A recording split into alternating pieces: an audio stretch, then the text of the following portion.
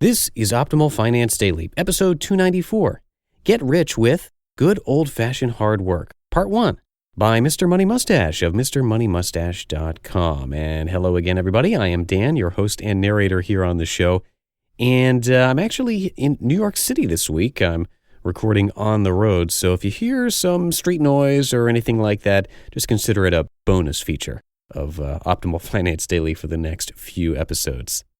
And before we get into today's post, if you want to help keep this podcast running, come by oldpodcast.com/support. We have a number of ways listed there that you can help both financially and otherwise. I'll give you one more reminder about that at the end of the show. But for now, let's hear from MMM as we optimize your life. Get Rich with Good Old-Fashioned Hard Work, Part 1, by Mr. Money Mustache of MrMoneyMustache.com. In a recent article, I shared my enthusiasm for some of the confidence and hacking the system approaches covered in the Tim Ferriss book. In the reader comments that followed, there was lots of agreement, but also some Tim bashing, suggesting that he advocates taking unethical shortcuts and shunning real work. They had a good point, and it has reminded me to write this article today on a topic I have long wanted to cover: working really hard. Sometimes on this blog, you'll hear me celebrating the idea of leisure. In the very first post, I talked about hanging out at home on a sunny Thursday morning while everyone else is at work, sweeping a few leaves off the driveway in my pajamas. Other times, I'll talk about kicking back with a deluxe homebrewed beer, or catching giant fish and snowboarding in exotic locations. It would be easy for an impressionable youth to see these decadent displays and latch onto them as the end goal. How can I take a shortcut to what Mr. Money Mustache has, they would say. I want that end result, and I'm willing to do any sneaky hacks I need to get it. So today, I'm going to have to shatter the illusion I have built up about my easy life.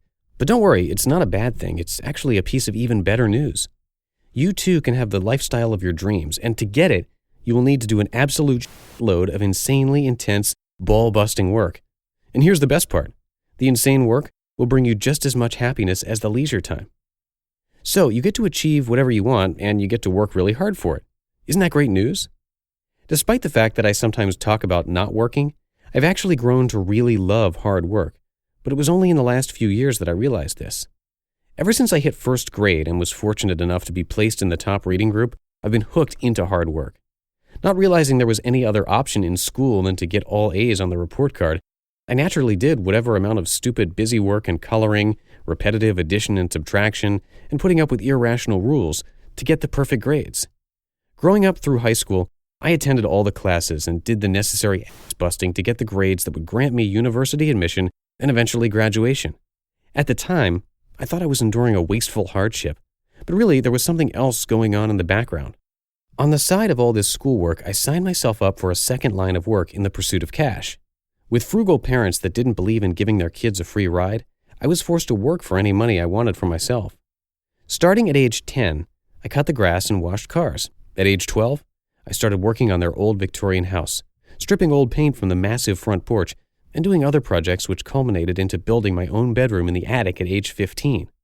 Looking back, I now realize the paint was surely lead-based paint. Nowadays, we don't let our kids play with that stuff, and we make painters wear plastic spacesuits and ventilators just to handle it. Ah, the naive ways of the 1980s. I later advanced to a cushy minimum wage job pumping about 4,000 gallons of gas into rusty old Chevrolet Caprices every day. Then moved up to a less busy gas station, then a hardware store, then a convenience store. Then engineering jobs between school terms, even over the Christmas holidays once. Then full-time engineering work, including many weekends and evenings. Then even the construction and blog typing work I'm doing to this day. There have been many times during this history of work where I have thought that I had it pretty hard. When I had to spend entire days on the university campus in the dead of a freezing winter, trudging through the snow with inadequate food and non-waterproof boots, from the 8:30 a.m. calculus class to the 9:30 a.m. chemistry class, on and on right through to the 8 p.m. physics midterm exam, all while being surrounded by a class of engineering students with far too many nerdy and quiet dudes who never made jokes and far too few beautiful girls. That was pretty tough.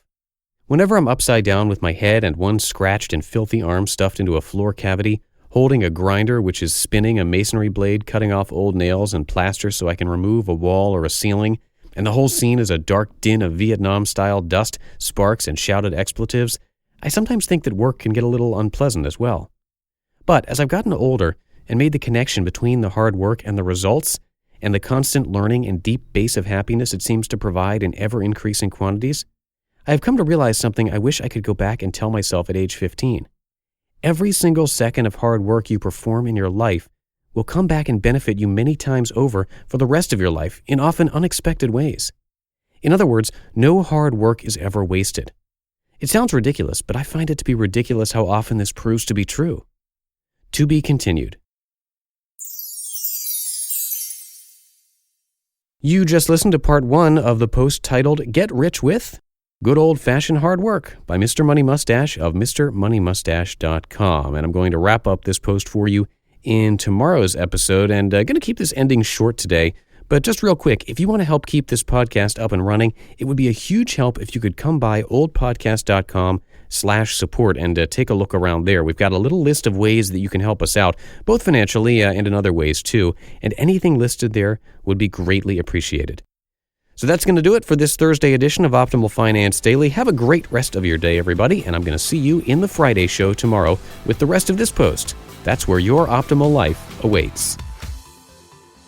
Hello, Life Optimizer. This is Justin Malik, creator and producer of this podcast, but also Optimal Living Daily, the show where I read to you from even more blogs covering finance, productivity, minimalism, personal development, and more from incredible bloggers like Derek Sivers, Zen Habits, Mark and Angel, The Minimalists, and all the ones you hear on this show too. So if you enjoyed today's episode and like taking amazing blogs on the go, come on over to Optimal Living Daily and subscribe to that one too. And together, we'll start optimizing your life.